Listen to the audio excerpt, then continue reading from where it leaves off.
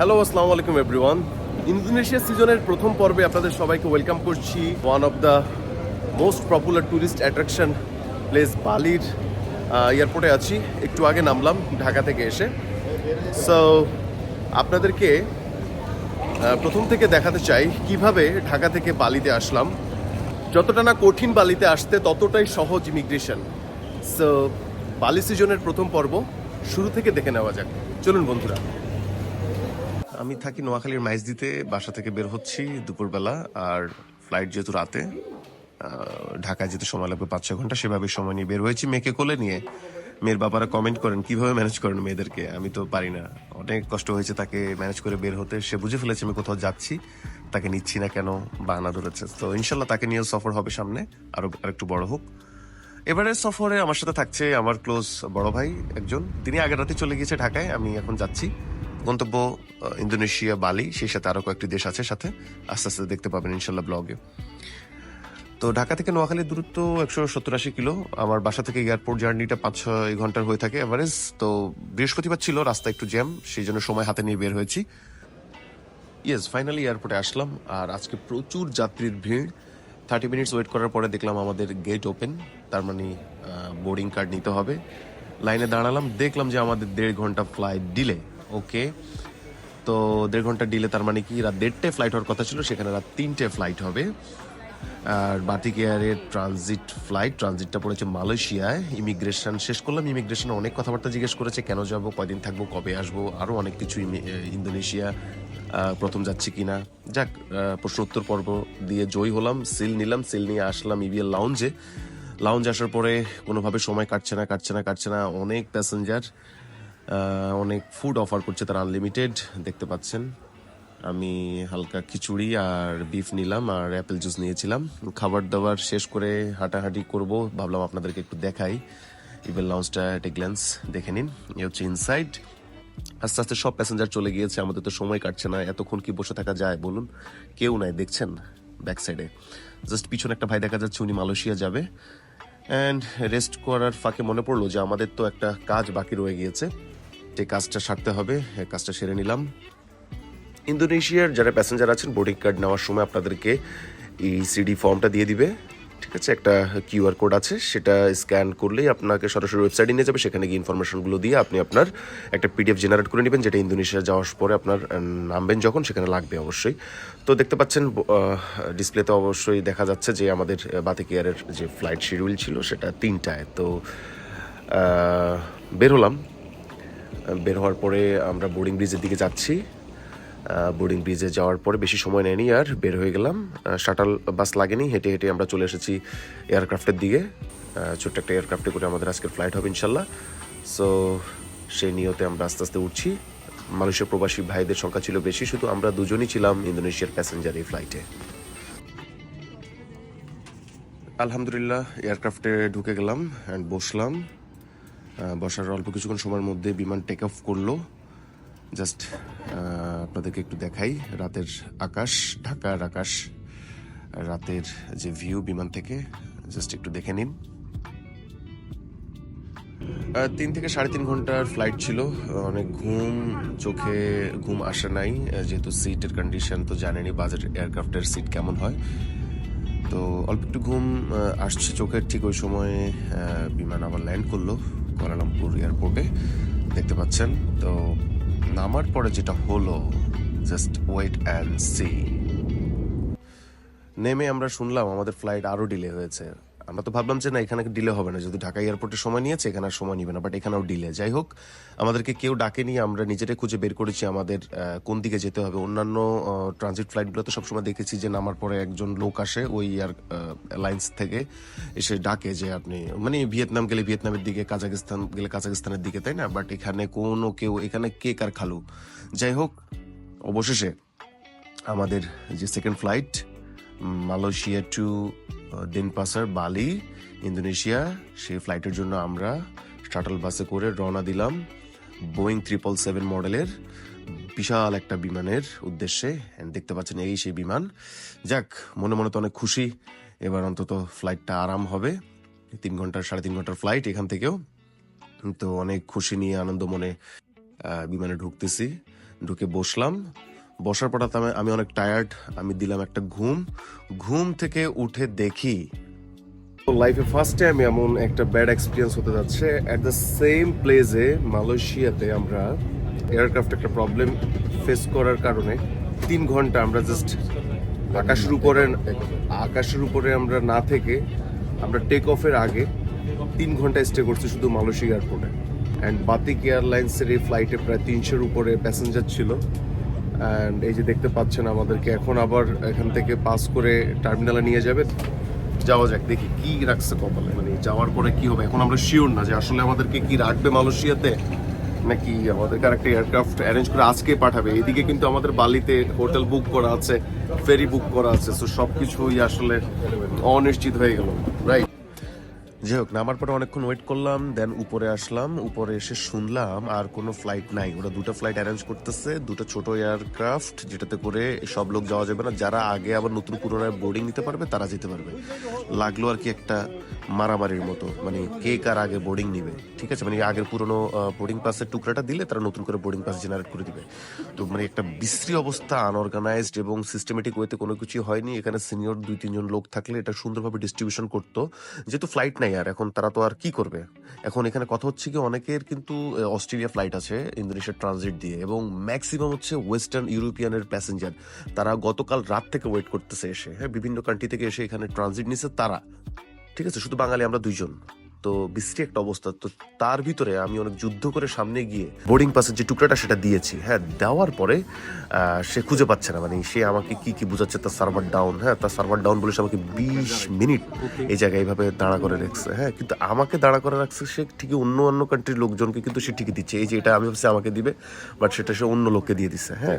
আমি আবার চিল্লাচিল্লি শুরু করছি, করার পরে সে বাধ্য হয়ে একরকম, আমি তো বাংলাদেশি, আমাকে সে বিভিন্নভাবে বুঝ দিতে চাইছে।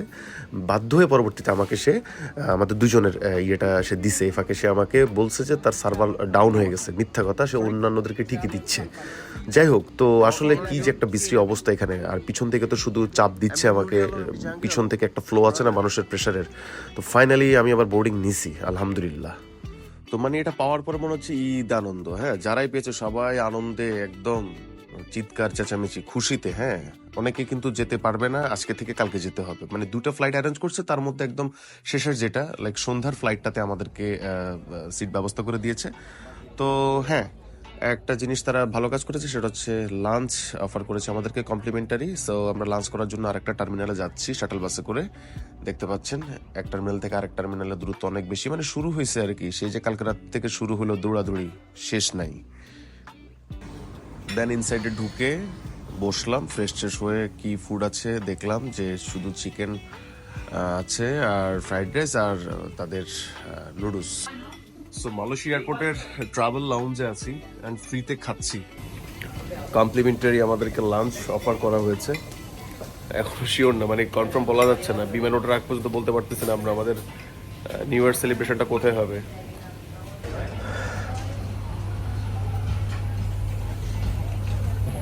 তো ফাইনালি আমরা মালয়েশিয়া থেকে বেরোতে পারছি, আলহামদুলিল্লাহ। এখনো না, মানে এখনো বিমান উঠে নেই। সো নামার পরে বলতে পারবো আলহামদুলিল্লাহ, রাইট? একটা বাজে অভিজ্ঞতা হয়েছে, যাক আল্লাহ যা করে ভালোর জন্যই করে, শুধু আমাদের না, একদম 300+ প্যাসেঞ্জারের সাথে সেম কাহিনীটা হয়েছে আজকে। অ্যান্ড বছরের শেষ সময় আসলে ডিসেম্বর টাইমে ট্রাভেল প্ল্যান করার ঠিক না, যারা ফ্রিকোয়েন্ট ট্রাভেলার, বিশেষ করে আমি। আজকে যেটা হয়েছে,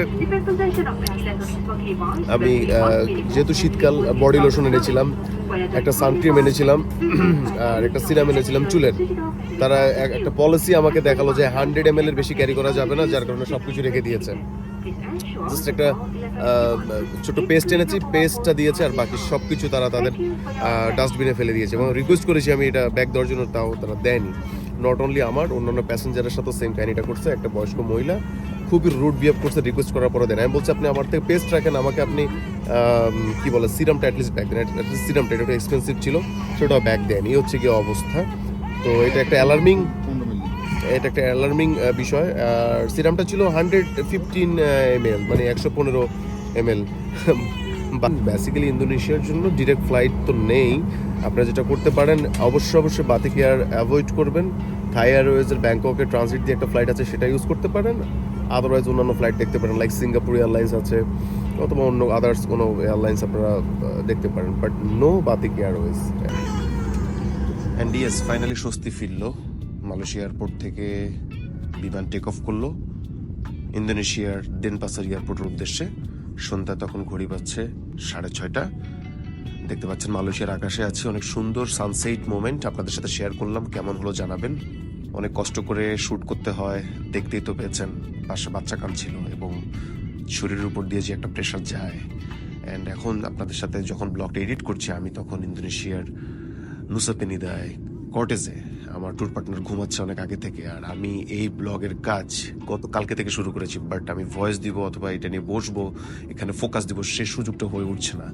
যাই হোক, ট্রাই করছি আজকের মধ্যে শেষ করে আপলোড করার, যাতে আপনারা অন টাইমে অন্তত একদিন পর হলেও পেয়ে যান। ইতিপূর্বে আমার ব্লগগুলো আমি এভাবেই করেছি, ট্যুরে থাকা অবস্থায় আমি ট্রাই করি পোস্ট করার, কারণ দেশে ব্যাক করলে আমার জব, আমার ফ্যামিলি সব কিছু মিলে একদম মেসড আপ থাকে। তো যেটা বলবো আপনাদেরকে, আমার ফ্লাইট কস্টটা একটু শেয়ার করবো। ওয়ান ওয়েটাই বলছি আপাতত, ঢাকা টু ইন্দোনেশিয়া বালি, এই ফ্লাইটটা আমি এক সপ্তাহ আগে কেটেছিলাম, 40,000 টাকা পড়েছে। আরও অনেক ফ্লাইট পাবেন আপনি এই রেঞ্জের ভিতরে, আর একটু রেঞ্জ বাড়ালে সিঙ্গাপুর এয়ারলাইন্স আছে, থাই এয়ারওয়েজ আছে।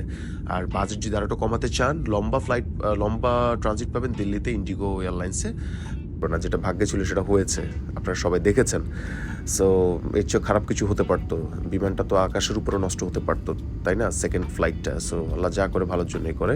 দেখতে দেখতে চলে আসলাম ইন্দোনেশিয়ার বালিতে। রাতের বেলা ফ্লাইটটা 2-4 বার চক্কর মারছে আকাশে, নামবে যে ওয়েদার খুব খারাপ এবং ল্যান্ডিংটা খুবই ভয়ঙ্কর বাজে রকমের হয়েছে। The local time now is 29 minutes to 10 in the evening and temperature is 27 degrees Celsius. Finally ইন্দোনেশিয়াতে পৌঁছালাম, আলহামদুলিল্লাহ অবশেষে এয়ারপোর্টে ঢুকলাম। অসাধারণ সুন্দর, অনেক বড় এয়ারপোর্ট। জাস্ট আপনাদেরকে একটু ইনসাইটটা দেখাই। আর ল্যান্ডিংটা নিয়ে আমার কথা না, বাকিদেরও কথা সেম, যে এমন ল্যান্ডিং তারা খুবই কম পেয়েছে। যাক, শেষ ভালো যা সব ভালো, তার একটা কথা আছে না। চলুন এয়ারপোর্টটা দেখি, একটু ইনসাইটটা দেখাই আপনাদেরকে, আর সামনে আরও কিছু গুরুত্বপূর্ণ ইনফরমেশন আছে, সেগুলো শেয়ার করি। যারা প্রথমবার আসবে তাদের হচ্ছে গিয়ে গতানুগতিক সিস্টেমে ইমিগ্রেশন, যারা সেকেন্ড টাইম আসবে তাদের এখানে সেলফ ইমিগ্রেশন করতে হবে। যা দেখলাম, সেলফ ইমিগ্রেশনের অনেকগুলো বুথ সামনে দেখাচ্ছি। আর অনারেবল ভিসা ছিল আগে আমাদের জন্য, এখন আমাদের ভিসা নিতে হয় ঢাকা থেকে, সময় লাগে 25 থেকে 30 দিন। যেখানে ইন্ডিয়া সহ অন্যান্য কান্ট্রির হচ্ছে অনারেবল ভিসা $25 তারা ভিসা পেয়ে যায়। আচ্ছা, একটা ইম্পর্টেন্ট জিনিস আপনাদের সাথে শেয়ার করি, সেটা হচ্ছে এখানে যদি আপনারা আসেন, আপনাদের ভিসার মেয়াদ ধরেন 7 দিন আছে, মানে 7 দিনের ভিতরে ঢুকতে হবে, কেমন, যেটা আমার হয়েছে। কিন্তু আপনার ঢুকার পরে এখানে 60 দিন 60 ডেজ আপনারা এখানে স্টে করতে পারবেন। এই যে একটা স্টিকার দিয়েছে আমাকে, সেই স্টিকারে মেনশন করা আছে। ইমিগ্রেশনটা খুব স্মুথ হয়েছে, খুব স্মুথ, কিছু জিজ্ঞেস করেনি, জাস্ট পাসপোর্টটা নিল, কিচ্ছু জিজ্ঞেস করেনি, স্ট্যাম্প দিয়ে দিয়েছে পাসপোর্টে, স্ট্যাম্পে উল্লেখ করা আছে ডিটেইলে। সো ইমিগ্রেশন শেষ করার পরে আমরা কাস্টমস সিরিয়ালে আছি, দেখতে পাচ্ছেন হিউজ ক্রাউড। ঘড়ি বাজছে রাত 10:30-11টার মতো অলমোস্ট। অ্যান্ড লম্বা একটা জার্নি হয়েছে, প্রায় 30 ঘন্টার জার্নি শেষে আমরা এসেছি। যা দেখলাম, বাংলাদেশি আমরা দুজন ছাড়া কেউই নেই, এখন পর্যন্ত দেখা পাইনি। তো এই বারকোডটি কিন্তু আপনাকে অবশ্যই দেশ থেকে আসার সময় ফিল আপ করে আসতে হবে, ভেরি সিম্পল, আমি লিঙ্ক দিয়ে দিব। এটা কিন্তু লাগবে, হ্যাঁ, ইমিগ্রেশন শেষে আপনাকে কাস্টমসে এটা শো করেই দেন ইন করতে হবে ভিতরে। So immigration, customs, security check done করে আমরা বেরোয় আসলাম। এখন আমরা সিম নিব, যেটা একদম ইম্পর্টেন্ট কাজ। সিমের পাশাপাশি আমরা ডলার এক্সচেঞ্জ করে নিব। রেটটা কত জানাচ্ছি আপনাদেরকে। সো $100 আমরা পেয়েছি ইন্দোনেশিয়ান রুপিতে, যদি কনভার্ট করি সেক্ষেত্রে 15,20,000 রুপি পেয়েছি, মানে মিলেনিয়ার। ইন্দোনেশিয়ার পরে লুক লাইক মিলেনিয়ার। ওকে, আচ্ছা, সিম ইনস্টল করে নিচ্ছি। একটা জিনিস আপনাদেরকে ওয়ার্মিং অ্যালার্ট করে রাখি, সেটা হচ্ছে মালদ্বীপের সিম, ইন্দোনেশিয়ার সিম কিন্তু অনেক এক্সপেন্সিভ মনে হয়েছে আমার কাছে। বাংলার নাম হচ্ছে টেলকমসেল লাইট। এটা 2.5 লাখ রুপি নিয়েছে, ইন্দোনেশিয়ান রুপি। বাংলা এই যে এই প্যাকেজটা 18 GB plus 22 GB, total 40 GB। হ্যাঁ, সো আমরা সিম নেওয়ার পরে গ্র্যাব অ্যাপটি ইনস্টল করলাম। গ্র্যাব হোয়াইট কালার অ্যাপটি ইনস্টল করতে হবে, তার নাম্বার দিয়ে লগ ইন করে আমরা এখন যাচ্ছি এয়ারপোর্ট থেকে বের হয়ে আউটসাইডে গিয়ে আমরা গ্র্যাব কনফার্ম করব। অ্যাট এ টাইম অনেকগুলো ফ্লাইট নেমেছেন, দেখতে পাচ্ছেন আমাদেরকে রিসিভ করার জন্য কেউ আসেনি। এয়ারপোর্ট থেকে লেফট সাইডে আসতে হবে, ওকে? এয়ারপোর্ট, ওই যে এয়ারপোর্টের চেক আউট সাইড, আপনারা এই দিক দিয়ে এসে জাস্ট এই যে এইখানটায় বসে আপনারা গ্র্যাব অর্ডার করবেন, দেন এইভাবে এসে এখান থেকে আপনারা গ্র্যাবে উঠবেন। ক্লিয়ার? বলে গেছে। অ্যান্ড আমাদের চলে এসেছে গাড়ি, আমরা এখন আগাচ্ছি সামনের দিকে।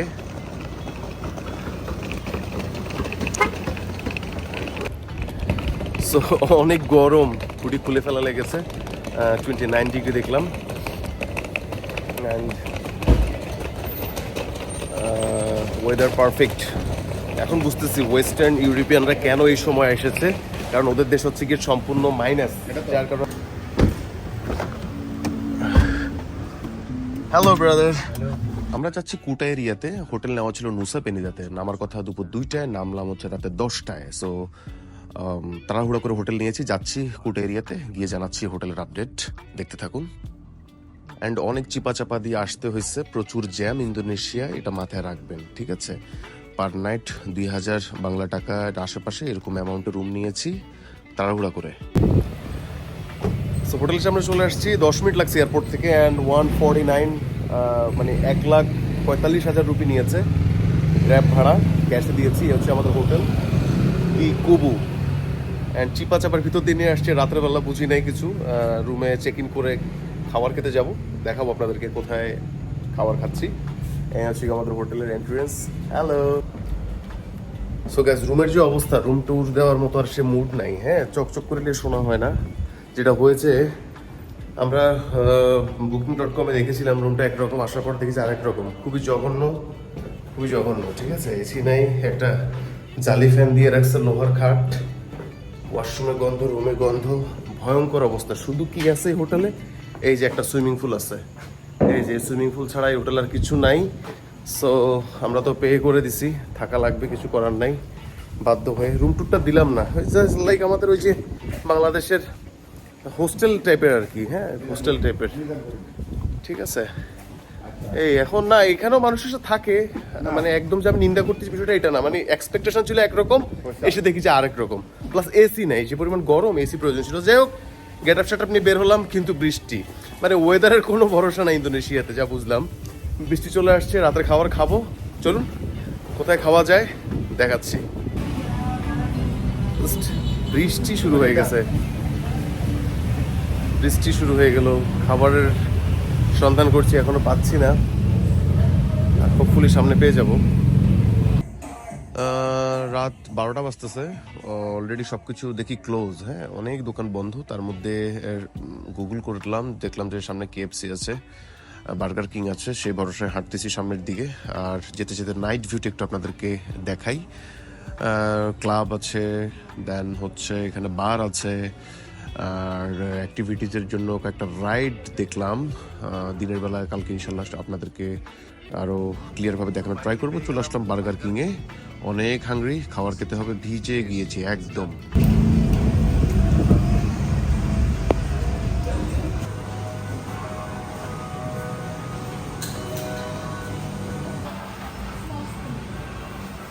ডিনার চলে আসছে, দুই ফ্যামিলি বের হলাম হালাল খাবারের সন্ধানে। রাত 12টার পরে অলমোস্ট সব রেস্টুরেন্টই বন্ধ থাকে এই জায়গায়। যা বুঝলাম, এটা পাতায়া অথবা ভিয়েতনামের মতো না, সন্ধ্যার দিকে জমজমাট থাকে এই এরিয়াটা। রাত এখন ঘড়ি বাজতেছে 12:30, সব কিছু বন্ধ। আমরা প্রিপারেশন নিয়ে আসছি রাত্রে খাওয়ার জন্য। পরে বার্গার কিংয়ে ঢুকলাম। এই যে বার্গার কিং, আমরা মূলত প্যাকেজ নিয়েছি। হ্যাঁ, বার্গারের সাথে একটা চিকেন উইংস দিয়েছে, রাইস দিয়েছে। তো একটু দেখাই আমি জাস্ট রাইসটা কীভাবে দিয়েছে। রাইসের সাথে কিন্তু কোনো স্পুন নাই, এই যে স্পুন বানায় নিচ্ছি। হার মানা যাবে না, ঠিক আছে? যেখানে যে অবস্থা আছে সেই অবস্থায় আপনাকে ইউজ টু হতে হবে, এই আর কি বিষয়। তো ইন্দোনেশিয়া ভেরি ফার্স্ট টাইম আমার। আর আজকেই প্রথম রাত বলা চলে। আসার কথা দুপুর 2টায়, ফ্লাইট ডিলে হওয়ার কারণে অ্যাজ ইউজুয়াল আপনারা দেখেছেন দেরি হয়েছে। তো চলুন বার্গারটা ট্রাই করা যাক। দুজনের ডিনারের খরচ পড়েছিল 1,80,000 রুপি। অ্যান্ড দুজনের পেট ভরে রাতের খাবার হয়ে গিয়েছে। খাবার দাবার শেষ করে এবার আমাদের রুমে ফেরার পালা। দেখা হচ্ছে পরবর্তী ভিডিওতে, সে পর্যন্ত ভালো থাকবেন, টাটা, গুড বাই।